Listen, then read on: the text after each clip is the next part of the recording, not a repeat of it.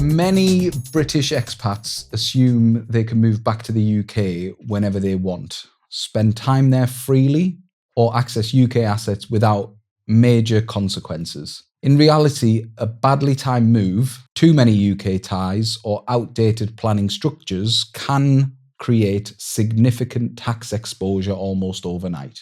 The reason this matters even more now is because the UK tax landscape has fundamentally changed. Today, we're unpacking what British expats and internationally mobile families actually need to understand before returning to the UK.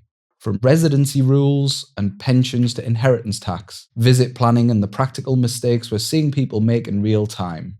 Joining me today is our brilliant team, my partner in crime and cross-border financial planner, Elliott Parkhouse, and of course, the slick, smooth Duncan Raeside, who has built an exceptional practice working with internationally mobile and US families.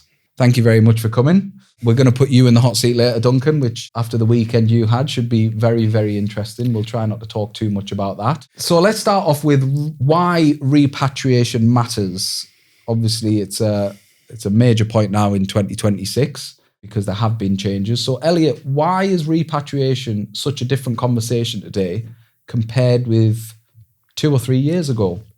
Well, especially in the cross-border space, almost every year we are getting challenged with a new set of rules, new taxation rules, new legislation that not only as a UK resident and, for financial planning, you've got to be mindful of, but even more impactful for people overseas with a lot of the political unrest over, around the world, whether it be Americans who are not comfortable or happy with what's going on in the US. People are more globally mobile. People are moving and people are crossing between borders probably far quicker and easier than they ever have. And I think, in our space, it's really, really, really important that people are getting the right advice and looking at their potential challenges at the right time. And like the term repatriation, you've been an expat living overseas and you're moving back to, your home country, you're repatriating. That isn't just a case of you, your cat, your dog. More importantly, that financial ecosystem that you've built up when you're overseas. It definitely isn't the case that you can just move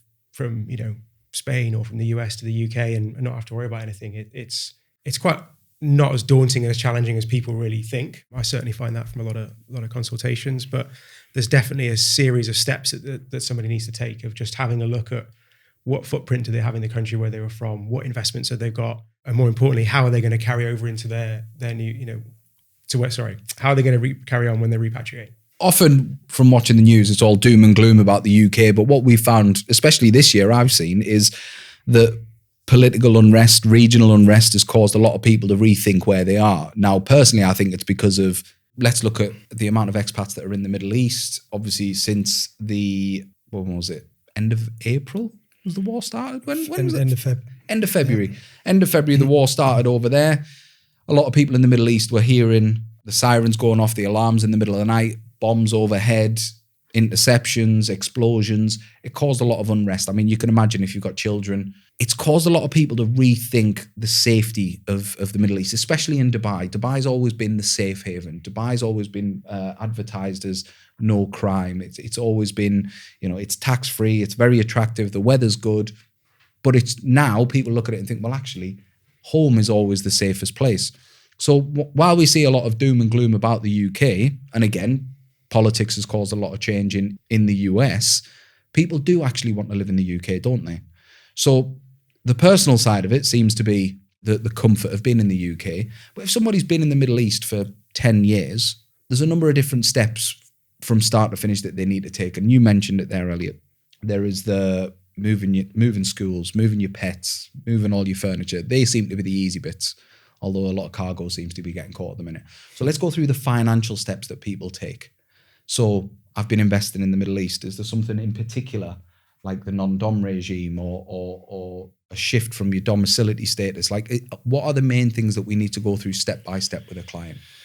I mean, certain opportunities you can take advantage of, and it depends what time of life you're at career-wise, I suppose. So if you're going to re-enter the UK and go back into being salaried out of the UK, if you've built up wealth while overseas but are intending on recommencing with pension contributions, let's say, back in the UK, there's a good opportunity for you to start using up your full allowances, even if your standard contributions to your new pension that you make aren't hitting the full allowance. You might have spare cash set aside to claim the tax back on moving forward. So that's just one example of one thing that people could do. And obviously there's your ISA entitlements as well. If you've got spare cash that you've built up, savings abroad, that could be funneled into, and let's say you've decided that your long-term future now is going to be in the UK. I suppose getting in touch with a UK regulated financial planner and using all of the products and tax efficient solutions that are available to people in the UK and planning that journey moving forward is probably something you should think about doing sooner rather than later from a repatriation standpoint. Yeah. Something that's really, really, really important that people probably, again, overcomplicate or don't do correctly is, you ultimately need financial planning assistance. Yeah. You're more than likely going to need some tax advice. Yeah. And you're probably going to need, some form of estate, again, depending on the individual, depending on the complexity, some form of estate planning advice. And I think it's so important to find a good financial planner who can ultimately orchestrate that, and has the professional relationships to be able to guide you through the process. Because it's not like, hey, go and speak to them and come back to me. You ultimately need someone to go, right, let's have a good holistic look at what you've got, which is obviously, our roles as financial planners. A lot of orchestrating also, I think, depends on what they already have that you touched on. And it can often be, not always the case, but quite often unpicking the stuff that's been put together, which is not really very UK efficient. It can be clunky, it can be messy, unraveling all of that, which I think makes it even more important for somebody to work with somebody that understands that overseas market as well. I mean, a lot of the product, if they had financial products that they took out while they bought abroad, they could still very well have things like indemnity clauses in those products.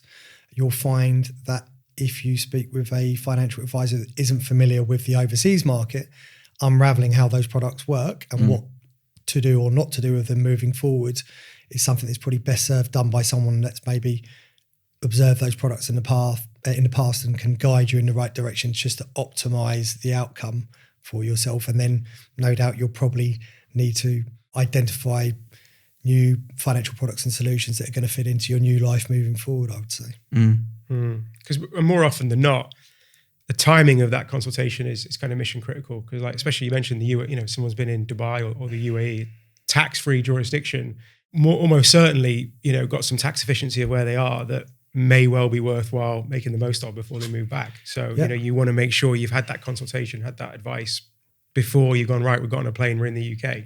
I think wherever you move, whether it's the Middle East or America or anywhere else in the world, in some of these instances that we're talking about, people have made quick snap decisions based upon what's just started to happen in the world. Other people, it's more of a planned journey to maybe their approach from retirement, and the plan has always been to repatriate.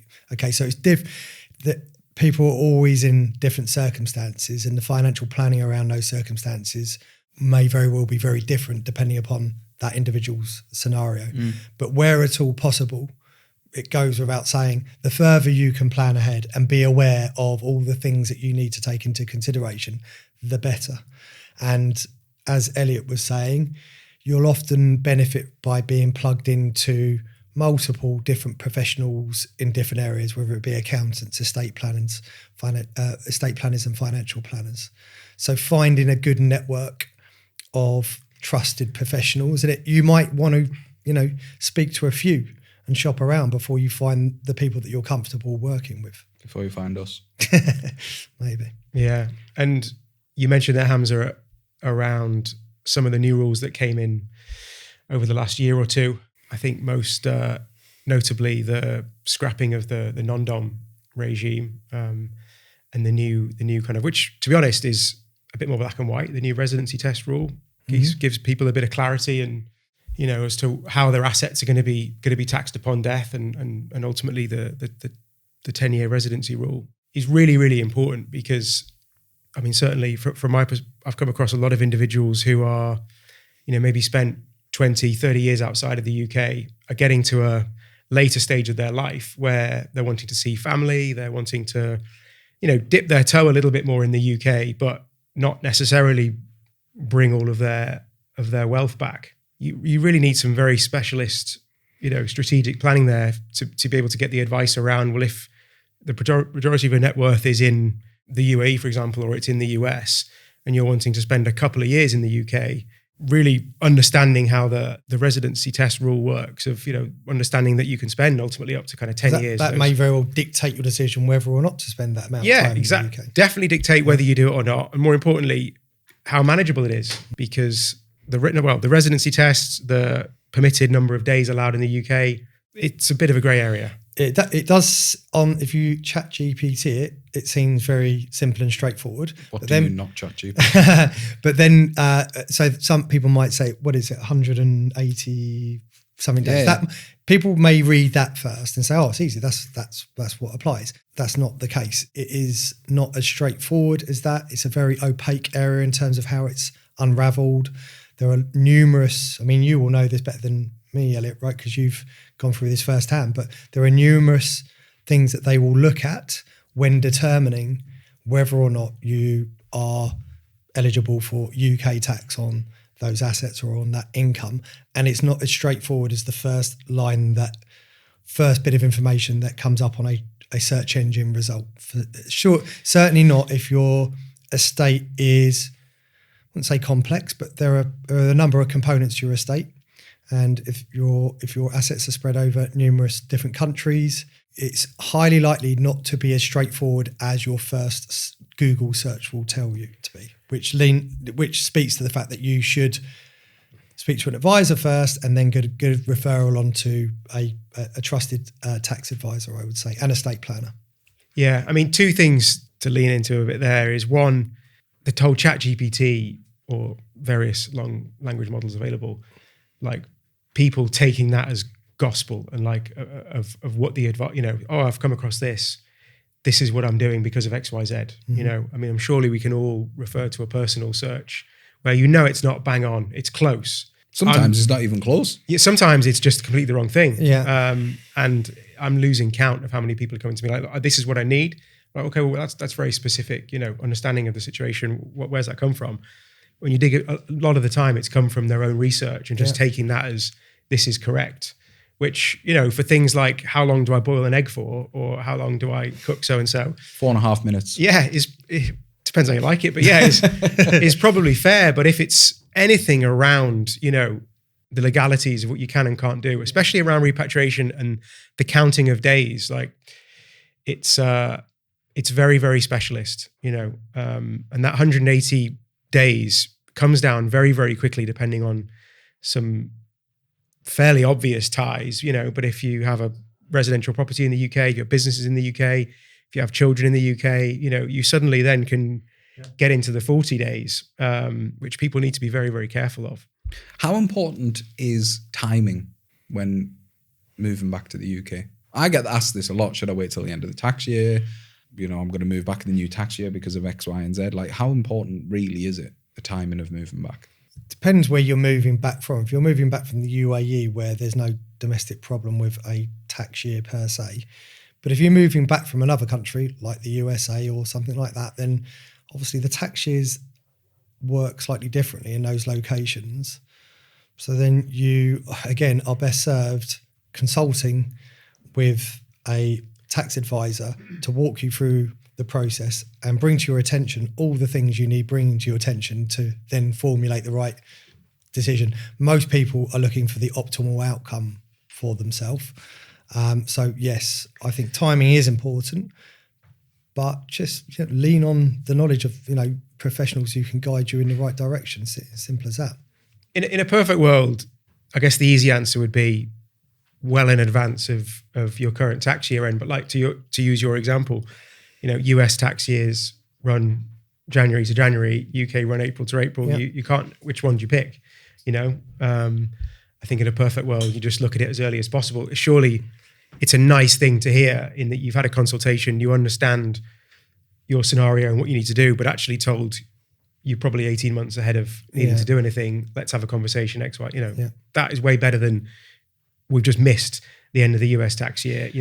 we missed out on da da da da. But most people, if they could, would want to avoid falling into a double taxation scenario, albeit one they could perhaps relieve themselves from longer term by getting a rebate or whatever. But if you plan in advance, you could avoid getting double tax and being out of pocket for 6 to 12 months before you get some form of rebate, etc. So just it's, the old adage of which is always planning ahead as well in advance as you can do. But what's the ideal scenario for planning in advance? Like, what would you say? I'm going to move back to the UK in 6 months, 12 months. What would be the ideal scenario for? I'd say if you've got a good idea, 12 months ahead of time, that's, I would say, sensible. Gives you time to shop around, speak to a few different advisors, a few different accountants, because you're going to want to get the right combination of, getting the right advice from the right people at the right cost. So the more time you can give yourself, the better. And the more you go through these conversations, the more you will learn about the process yourself, because you'll have very familiar conversations with numerous different people and advisors, and you'll be able to ascertain who you feel are the people giving you, I suppose, the best advice at the right kind of cost to you. Yeah. And it depends on the client profile, because if somebody has been living in, for example, living in the US for most of their life, and they are strategically planning on relocating as a family for retirement in their 60s to the UK, that's clearly not something that's come out overnight. At that stage in life, you're going to have, a mixture of assets, different currencies, different investment types, probably a bit more of a complex case where the tax planning is really going to come into play. But, your working professional who's 35 years old, just done 4 years in New York, and gets a job offer from a competitor bank in Paris or London, probably their list of assets is going to be, limited to cash, stocks, retirement accounts, and may well just get a job offer and need to move. That kind of person doesn't need to be overly complicated. As long as they have a call with somebody prior to moving, they can get all the relevant advice they need. But on the flip side, the same person who has either worked in the Middle East or in America and is made redundant, for example, or fired, and they don't have time. Obviously, they don't have the luxury of what is the ideal timescale. Well, I've got 3 months on my green card left, or whatever it is that they get in the States. That can often push them into making a decision. There will be times where life dictates you've got no options other to go with option one, right? So people might fall into having to move out of the UAE 3-4 months into the tax year, and suddenly that income they've earned earlier on that year does become liable for UK tax when they move back potentially. But, if you can avoid that scenario, obviously you'd do it. But as you say, sometimes life dictates you have nothing other than the one option that's available to you. So just don't get fired. No. Well, yeah. And, the good news is ultimately, wherever someone sits on that timeline of events, even if it's the unfortunate of I've lost my job, I need to move, what they're doing has been done many, many times before, and not only a company like Headway Wealth and others available, well geared up to look after them, but don't name them. There is a whole network of, professional financial advisors, professional tax advisors, and this is the area and the area that we operate in. So, what they're doing or what they need doing is nothing out of the ordinary. There's going to be more than likely some very simple advice that they need. And as you touched on earlier, potentially, depending on the individual, depending on the investments, some investment and some tax planning opportunities for when they repatriate. So it's not all doom and gloom. None of it's doom and gloom, is it? It's all good news. Why are more expats suddenly focused on inheritance tax, do you think? I mean, it's not just expats really, is it? I mean, everybody seems to be focusing on it more, but it's been in the news. Obviously, the legislation change, which is coming in full flow in April 2027, of pensions being now part of your estate upon death, that is definitely a talking point that obviously wasn't there before. I was actually reading something yesterday from one of the pension providers we work with, IPM, who quoted that they'd seen a 10% uplift in pension drawdown and flexible access drawdown on the back of that news coming out, which is, makes a lot of sense, because IHT is on everybody's mind, but most people have a pension, and most people have had the the kind of mindset in the past that we'll leave the pensions, that'll be the last thing we draw income from. We'll leave that for the kids because it's the most. That's obviously not the case anymore. So yeah, it's the first generation that are going to get hit with this are the baby boomers who are now in their 70s, who actually probably are the wealthiest generation out of all the current generations that are currently living. And yeah, it's a real game changer very late in the day for a lot of these people, because suddenly, as of next year, these people, their two biggest assets will typically be their house and their pension, typically. And up until recently, it was only the house that would fall into inheritance tax, and suddenly the pension's going to be. That was good planning. It was always good planning for years and years. Yeah. Put as much into your pension as possible, and your house is worth this. That'll take up your inheritance tax allowance. Yeah. And now somebody's got £1 million house and £1 million pension. They've now got £1 million problem. And precisely. And the other elephant in the room is the fact that the nil rate ban on inheritance tax hasn't been increased for over 20 years now. I think it's more something close to 25 years. It's been at the basic 325k per person with no inflation links to it at all. So it's been a real stealth tax. Let's not get into too many rants because we're all going to lose our temper. Been given but it's a good point, because if you're, compared to the majority of other developed nations, our inheritance tax threshold is ridiculous. If you're an American family, inheritance tax is only a conversation if your assets liquid net worth are more than 14 million. I think even in Spain, the inheritance tax threshold's $1 million for family and friends. So it's a really, really low threshold that definitely is getting a lot of attention. So ultimately, now that that's becoming a problem, are you getting more people asking? One of the things that the regulator's big on is clients not drawing down on their pensions and leaving it for retirement and leaving that pot there for them to live off in retirement. More and more people are inquiring about inheritance tax problems that they now foresee, which means drawing down on their pensions. Is that now producing, do you think, more coffers for the HMRC? Is it producing more tax in income, as well as, obviously a lot of them are taking their tax-free lump sums, but are more people drawing down on their pensions for it? Yeah, I think people are accessing taxable income earlier, so that's generating tax. Lots of baby boomers will start dying pretty quick, currently, and in the coming years they will start dying, so that's going to bring in inheritance tax. So it's going to be, no doubt, bringing in tens of billions more tax money into the government coffers than was going to be the case before the rules changed. If we take that example, just sorry to interrupt, if we take that example of somebody who could comfortably live, the majority of their income off their state pensions, for example, a couple, they've got £1 million house and £1 million pension, personal pension as well. I've seen more and more cases now where we're actually encouraging people to draw down on their taxable income despite not needing it, because if they draw down on that income and it's essentially income that they don't need, they're better off gifting that away and paying the 20% tax than what they are on paying 40% on whatever they leave behind, really, aren't they? So I think gifting strategies are certainly, from a financial planning perspective, coming really back to the fore now. Whether it be, a lot of these generations, they're sitting in the £1 million plus houses because they've benefited by the extreme increases in house prices since the 1980s up until now. So selling the old family house, downsizing, releasing some capital, maybe to use for pension or maybe to start gifting away, the 7-year rule kicking in, et cetera, et cetera. In a way, I suppose that these problems have made financial planning a bit more interesting as well. Yeah, and it's made more challenging. And it's a new set of challenges. It's making you work hard for your money. And adjusting that, the cash flow forecasting that we do for clients, building on all of the various assets, that's hugely important. And that would have looked very different a couple of years ago to what it's going to look like today and moving forward, certainly from April next year, in terms of what assets you choose to draw down upon and liquidate at what junctures in life.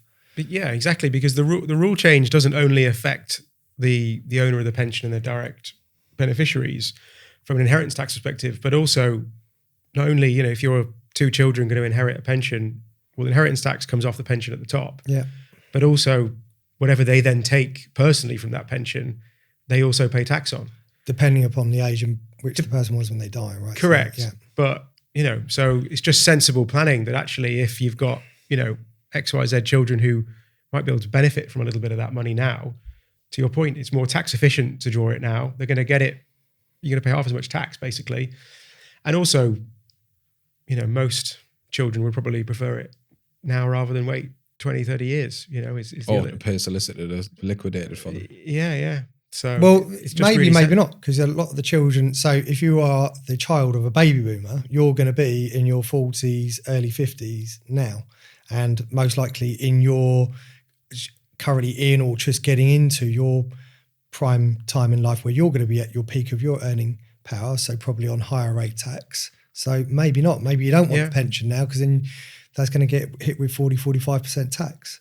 So certainly there's justification there for succession planning and if you have a financial advisor, introducing them to your beneficiaries as well, making them aware who that person is and what planning you're doing with that advisor, and the reason why you're doing that planning, and why some forward planning they might wish to start making off the back of that. Especially into spouse, that's so important, because, to your point, more often than not, it just makes sense to start drawing some income, probably earlier than originally planned before this rule change came around. Well, that might be fine if you're dealing with, the husband, for example, that's the plan. But clearly we need a coherent plan throughout the family and communication with the wife as well. In that example where upon death of the husband, the wife, there's no inheritance tax at that point, but clearly need to continue that plan. Yeah. And, everybody be really aware that that's the pot that we're going to need to start drawing money from, which definitely wasn't a conversation a couple of years ago. So just a few basic steps then, just to talk through quickly. That couple that have £1 million house, they have two kids, not young, but 2 kids. They start drawing income from, they've got their state pension, and they're drawing another, let's say the husband is drawing £3,000 a month from his personal pension, and he dies with a £750,000 pension at the age of 74. What happens next with that pension, obviously? So if the husband dies at 74, there would be no income tax liability on the beneficiaries who receive that pension. They can receive that pension as a cash payout, income tax free, because he was under the age of 74. If the spouse is still alive, there would be no inheritance tax at that stage. Yeah, so that's how that scenario would work. Right. So that money, that pension basically goes to the spouse. Yeah. Yeah. Obviously, it's not going to the children yet. The spouse then gets it in a beneficiary pension. You have the option. So the spouse could receive it as a beneficiary pension. That chunk of pension would sit alongside their own. Let's say the spouse has got their own pensions as well, but would be earmarked and treated differently for tax purposes thereafter for the rest of their life. So if the spouse might benefit, if it's a sizable pension, it would still probably be a good idea to keep it inside of a pension. Any income that is drawn from that pension by the spouse would never be income taxable to her. And obviously keep retaining it within a pension wrapper would mean that there would be no capital gains tax on the ongoing growth. And if it's a significant size pension, that's going to be beneficial. You're still going to have a inheritance tax problem. But, let's say the spouse is a similar age, 74 years old, and let's say the spouse is expecting to live to life expectancy for another 10 years, there could be some strategic gifting opportunities out of the pension, no income tax on whatever chunks the spouse wishes to take out. 7 years beyond the gift, it falls outside of the estate. So certainly in that scenario, definite need for some good financial planning. There's lots of conversations to have, isn't there? Because, if I was the spouse, I'd be saying, well, my husband's died relatively young. Yeah. I've got £500,000 pension here, which is going to be taxed at 40%. Why wouldn't I just take it all out tax-free and give it to the kids at that point? Because I'm confident I'm going to live for another 7 years. Yeah. There's a conversation to have. Yeah. Put that into some kind of trust where it'll fall out of my estate over the next 7 years. Yeah. There's so many different scenarios now. Yeah. And then obviously the difference is spouse dies at 76 and, statistics say that one of them is going to live to the age of 90. Then what happens to the beneficiary pension? So the only difference in that scenario would be that let's say if it transitions to a beneficiary pension, The only difference is that there would be the withdrawals from that pension would be subject to income tax at the beneficiary, i.e. the spouse's marginal rate of tax. So if you were then trying to do some kind of gifting to the children, that would be a totally different dilemma, because you might want to take fairly major chunks out, and then you'd be getting hit with 20, 40, 45% income tax. So a totally different scenario, and only a year or two's difference. So if the average death age of somebody drops to 74, we know why. Yeah. HMRC to blame. Yeah, exactly. If we just flip back on that conversation on pensions and the changes that are coming in 2026, how has it affected? So what I've seen, and you refer to them as the baby boomers, what I've seen a lot is that business owners, for example, have literally filled pensions as a great tool for getting money into their own name without paying tax, 60 grand a year each going into their pensions, employer contributions. How's that affected financial planning for you? Obviously, you look at a 10, 15 year period of putting 60 grand a year into a pension. Are you now just creating an inheritance tax problem, do you think?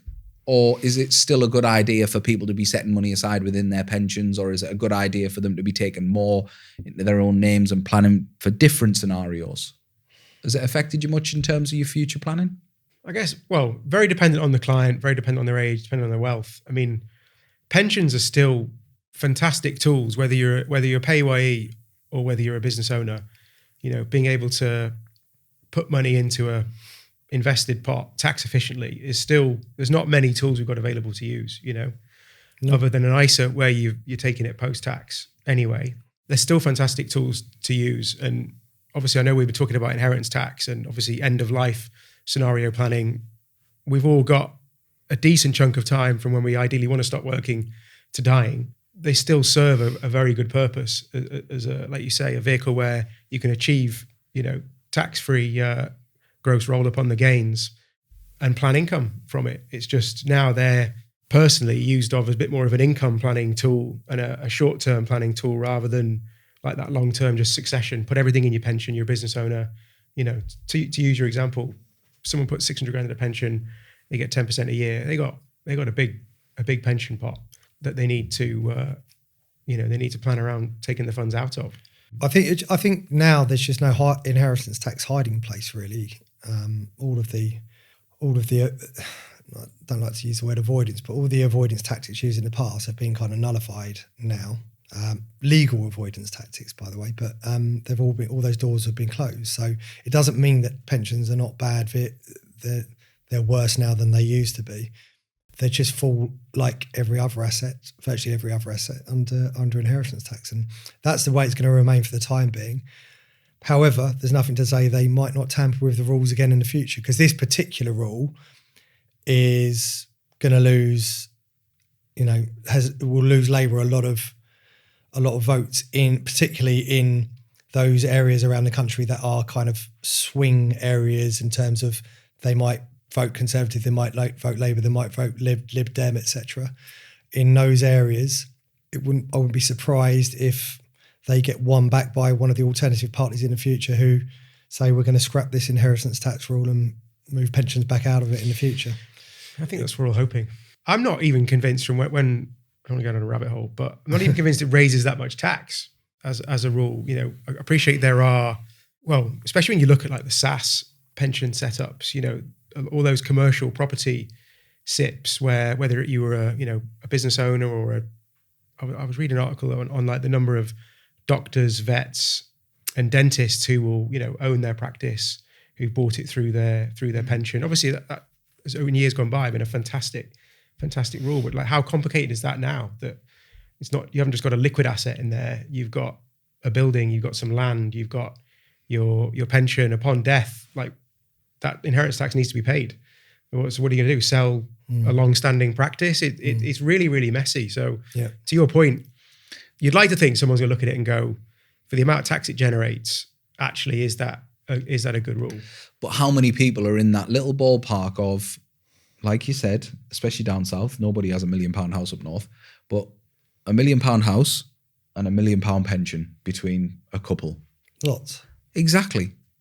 And they're going to start dying in the next 5-10 years. They are going to start generating a lot of tax. Yeah. Because ultimately, if they haven't got a final salary pension, their state pension's going to go with them. Their final salary pensions are going to go with them. Yeah. Personal pensions, there'll be a lot of them out there. But going back to the point, there's still a great financial planning tool for somebody in their 40s, owns a business, putting money aside. If you've ticked all the boxes of ISAs, you've taken your income, you've paid all, your business has made a load of money, the best way to write down that corporation tax, get some money in your name is still a pension.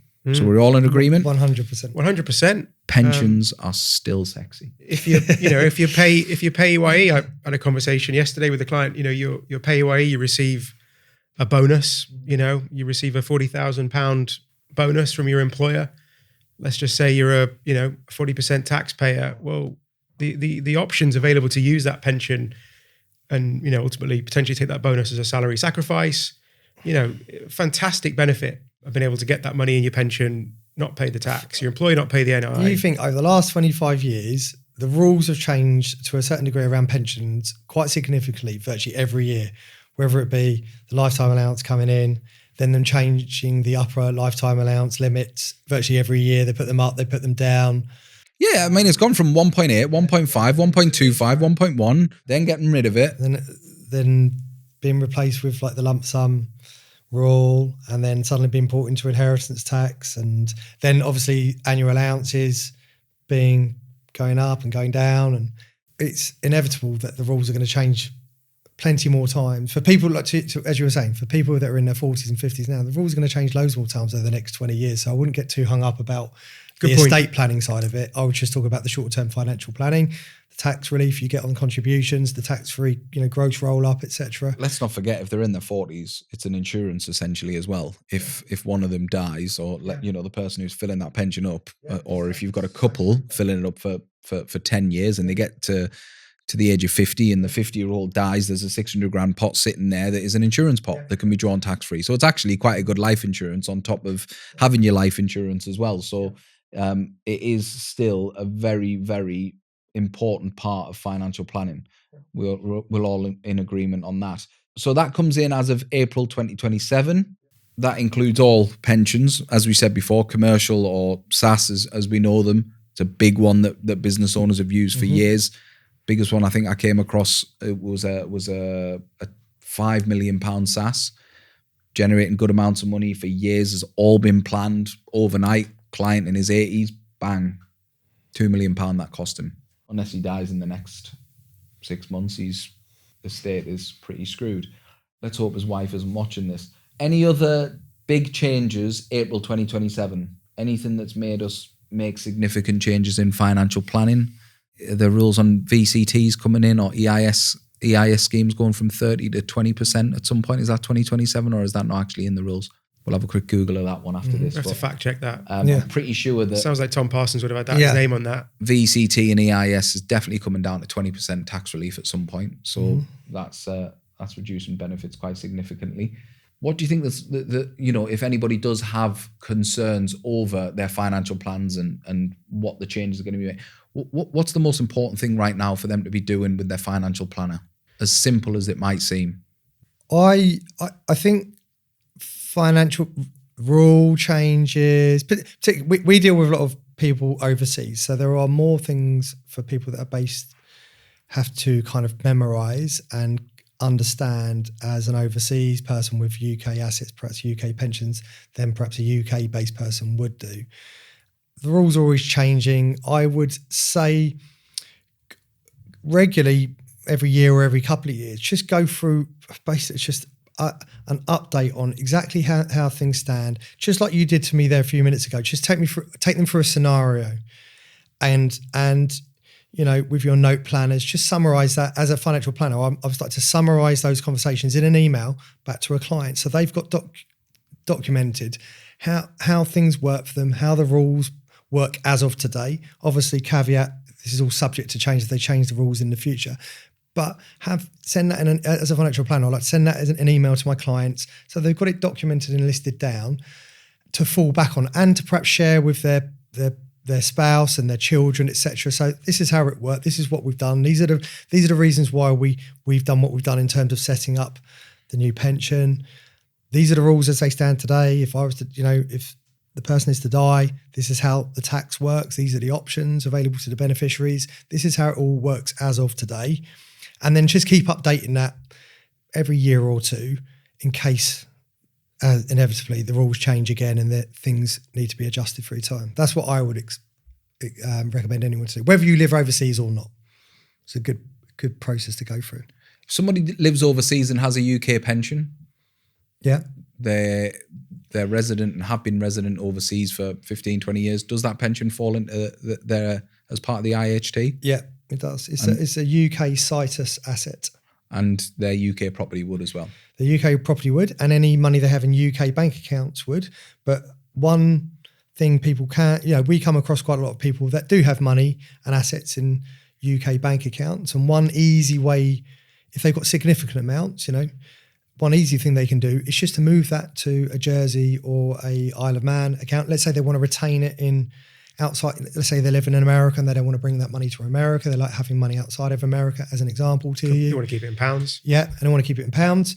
Move it to Jersey, in a bank account in Jersey or Isle of Man, and it immediately becomes non-UK situs, because those jurisdictions fall out of the UK for tax purposes. They're part of the British Isles, I believe, but they're not part of the UK inheritance tax trap.